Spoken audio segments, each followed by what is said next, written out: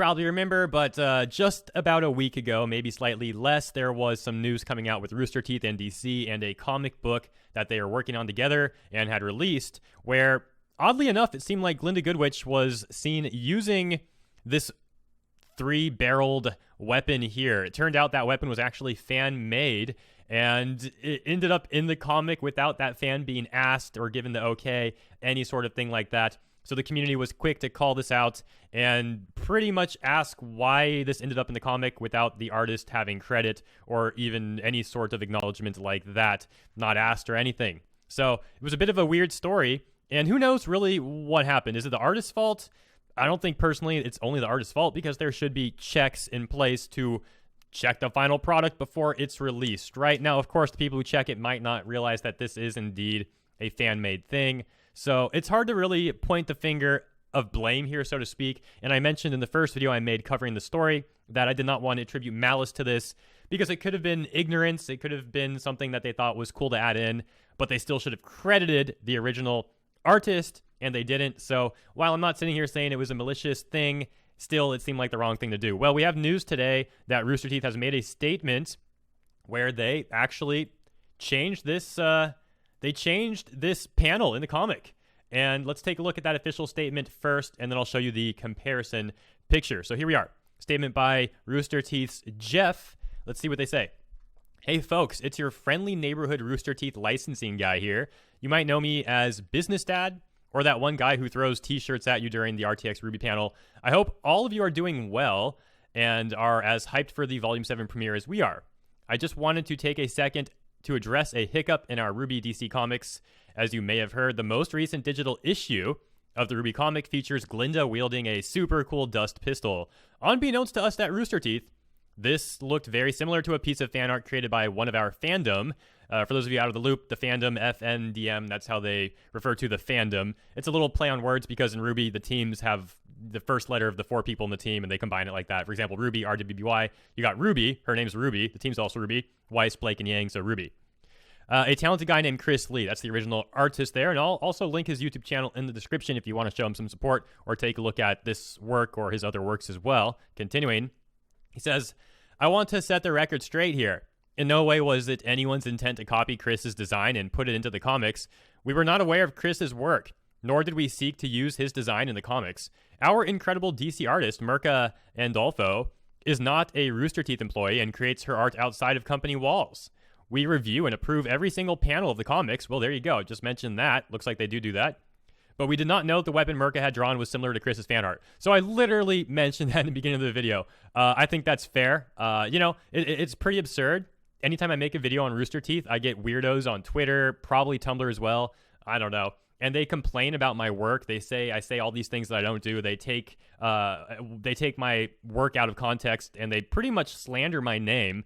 It's pretty absurd because I sit here being quite respectful in my criticism. And in the first video I made, not only did I say that I don't want to attribute malice to this, but I even gave Rooster Teeth somewhat of a compliment, because when I was covering this story, a lot of people were saying that they were nervous to talk about this because Rooster Teeth apparently has a history of throwing lawsuits at people over critiquing them. So I mentioned in my first video that I'm going to stand up for Rooster Teeth on that one. I've been critiquing them quite a lot in 2019, a fair bit. Now, that said, I think it's rightfully so, but they have never approached me with a lawsuit of any sort. So I said Rooster Teeth hasn't done that to me, so I'll stand up for them on that one. Listen, I'm not gonna be malicious either. Like, I'm just gonna cover what I think is the truth and what I want to get out there to the public, what I think the people want to hear, right? So that's all I'm doing, man. And if that means giving Rooster Teeth a bone here and there when it's justly due, I'll do that. But these weirdos will say that I don't even know what they say. It's just all kinds of nonsense, but let's continue on. Sorry about that little mini rant.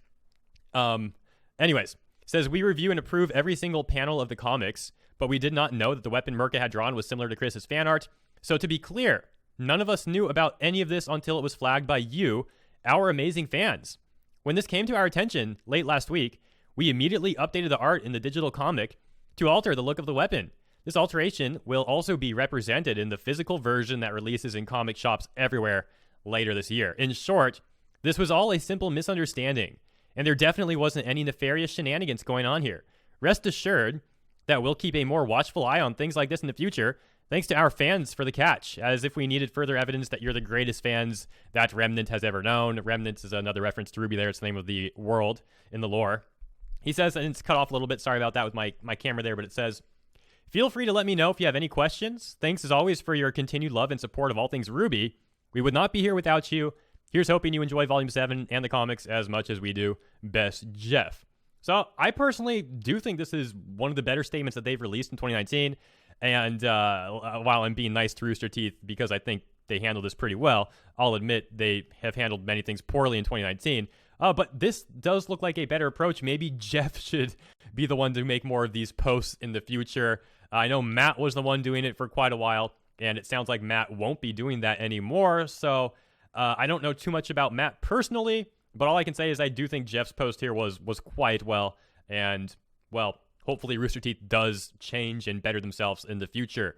As I've always said, I would be completely happy with Rooster Teeth just fixing these problems and still existing. I'm not sitting here saying I hope Rooster Teeth goes under because that's just unfortunate all around. There's plenty of good people working there at the company. They employ a couple hundred people and, well, closer to about 500 or so. After the layoffs, maybe slightly below that figure, somewhere around 450 to 500-ish maybe.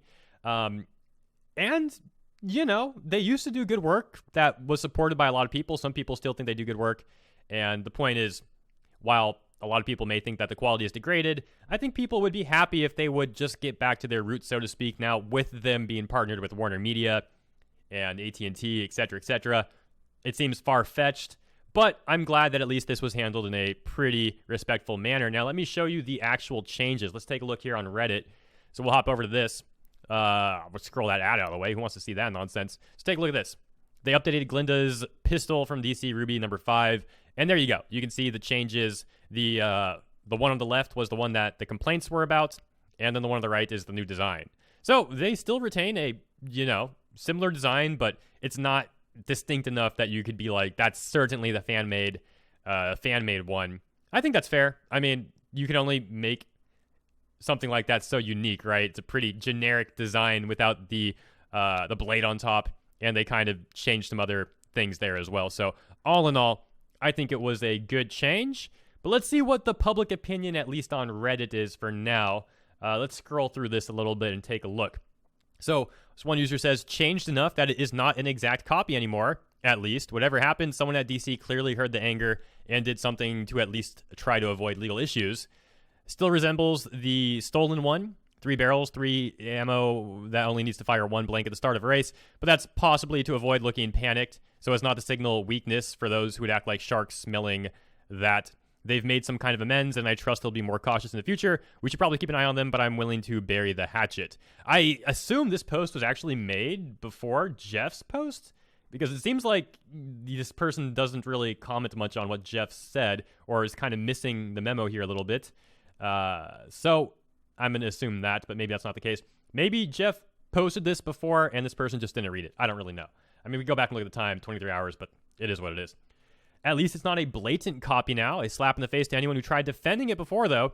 DC was in the wrong here. I mean, they keep painting it to be on DC, This is the one problem I have with, well, not the one problem. There's a few problems I have with the people who white knight for Rooster Teeth.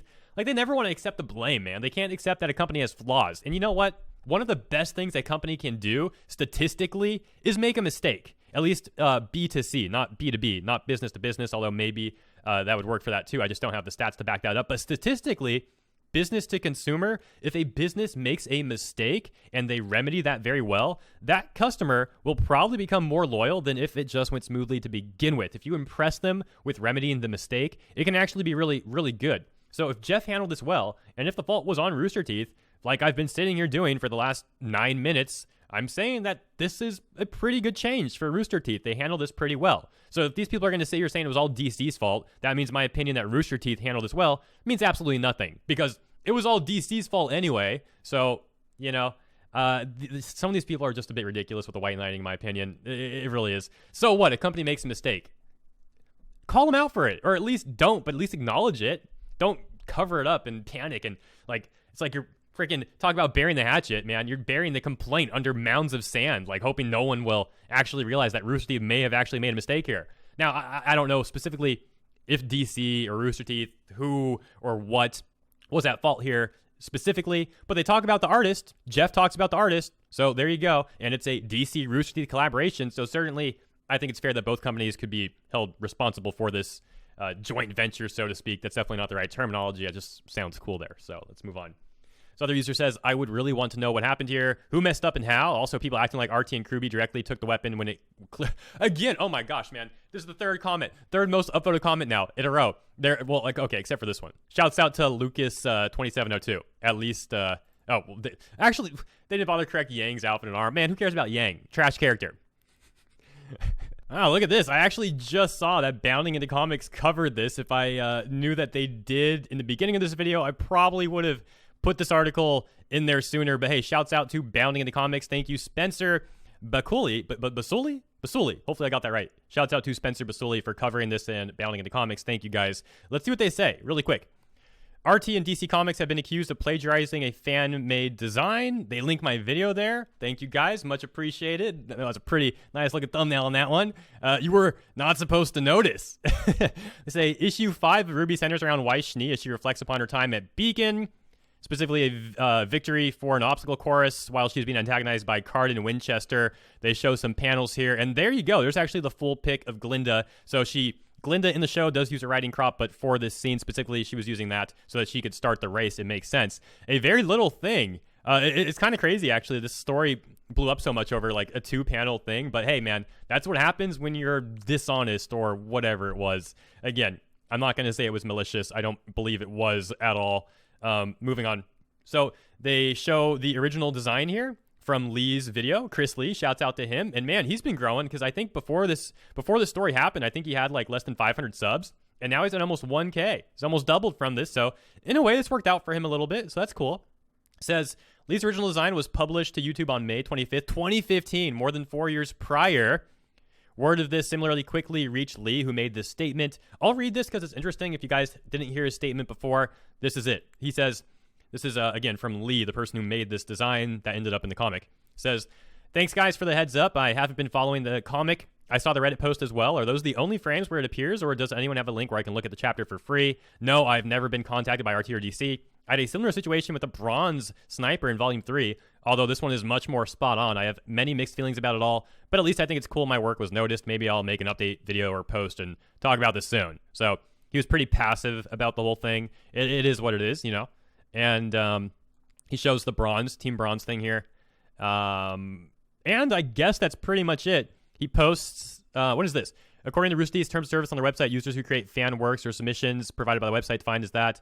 Talking about copyright. I don't want to get into a whole nitty-gritty copyright thing here. You know, it gets quite interesting, though, when you start making something, a fan-made thing based off a current IP, but then it brings the argument, did Lee promote it as if it was a thing from RWBY? Because, I don't know, man. At that point, it's going to get nitty-gritty, and I personally don't want to read all of this legal shenanigans right now. So let's continue on. But you know what I mean. It's complicated when you have a fan-made thing based off an IP, but the fan-made thing wasn't in the IP anyways. So I think at that point, to be honest, regardless of what that text says, I think it really comes down to, as the better lawyer, make a better argument. But hey, what do I know? Moving on. While using Lee's design would be undoubtedly cheap and distasteful, it would not be explicitly illegal. The use of fan designs in RWBY is not unusual for RT, though credit has previously been given to the original artist. And of course, when we say it comes down to the lawyer, or at least I'm saying that, I don't think Lee would win that one. I probably put my chips on Rooster Teeth and AT&T. But wait, what do I know? Maybe Lee is a multi-billionaire. I have no idea. That's where we're at. Hopefully you enjoyed this update video to that story. And pretty good resolution, I suppose. Shouts out for the people who promoted my last video over on Twitter. Thank you for that. And if you shared it elsewhere, much appreciated. And sharing is absolutely crucial. New information has been revealed regarding YouTube's inner workings literally within like the last 24 hours or so. And yes, it is highly important. There's a lot more that could be said about that, but I obviously don't want to get into a 20-minute long piece at the end of this video about the algorithm. So shouts out to Bruno, KJ Collins, Zio, the Lancaster Kid, Crispy No Ken, Conan X, Spooky Pingu, Jem, Cerno, and Utilii, back to Eggs Benedict for HeroHei, I think it says. It's cut off. The text is like wobbly there. It's weird. And a shot of whiskey. Thank you all very much. I'll see you soon. Take care.